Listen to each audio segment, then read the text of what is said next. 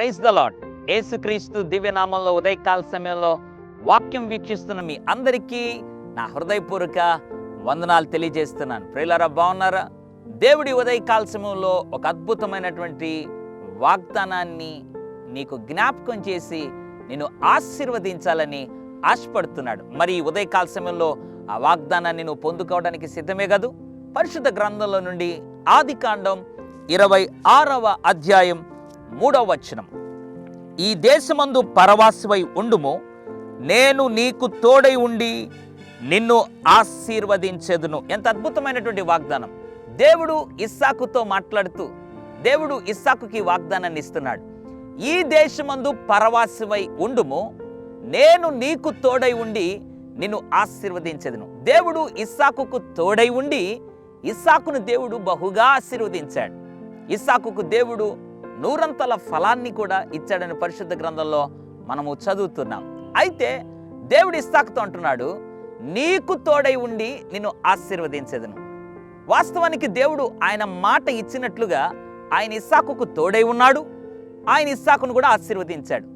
ఇస్సాకు కూడా ఆ ఆశీర్వాదాన్ని పొందుకోవడానికి గల కారణం ఏంటో తెలుసా? పై మాట ఒకటి గమనిద్దాం. ఈ దేశమందు పరవాసివై ఉండుము అంటే అర్థం ఏంటి? దేవుడు అంటున్నాడు, ఐగుప్తు దేశంలోనికి కరువులో వెళ్లకుండా నేను చెప్పు ఈ దేశమందు నువ్వు పరవాసివై ఉండుము, నేను నీకు తోడై ఉండి నేను ఆశీర్వదిస్తాను అంటున్నాడు. అంటే దేవుడు ముందు ఒక మాట ఇస్సాకు జ్ఞాపకం చేస్తున్నాడు. నేను ఇష్టపడుతున్నటువంటి లేదా నా చిత్తానుసారంగా నువ్వు ఉండాలి అని నేను ఆశపడుతున్నటువంటి ఈ దేశంలో నువ్వు ఉంటే నేను నీకు తోడై ఉండి నిన్ను ఆశీర్వదిస్తాను. ఎంత అద్భుతమైనటువంటి వాగ్దానమో కదా! దేవుడు ఇస్సాకుకు తోడై ఉండి ఇస్సాకుని దేవుడు ఆశీర్వదించక మునుపు ఒక షరతును ఉంచాడు. ఏంటా షరతు? ఈ దేశమందు పరవాసివై ఉండుము. దేవుడు ఏ దేశమందు ఉండమన్నాడో ఆ దేశములో ఇస్సాకు ఎప్పుడైతే ఉన్నాడో దేవుడు తోడై ఉండి ఆశీర్వదిస్తాడు. అంటే ఈ మాటను బట్టి మనం అర్థం చేసుకోవాల్సిన విషయం ఏంటి? దేవుడు చెప్పింది ఎవరైతే చేస్తారో వారిని దేవుడు ఆశీర్వదించి వారిని గణపరిచి వారికి తోడై ఉంటాడు. ఉదయకాల సమయంలో నీ జీవితంలో చాలా ఆశీర్వాదాలను, నీ జీవితంలో చాలా దీవెనలను దేవుని దగ్గర నుండి పొందుకోలేకపోవడానికి గల కారణం, లేదా దేవుడు నీకు తోడుగా ఉండకపోవడానికి గల కారణం, దేవుడు నిన్ను ఆశీర్వదించకపోవడానికి గల కారణం ఏంటో తెలుసా? దేవుడు చెప్పింది చేయటం లేదేమో.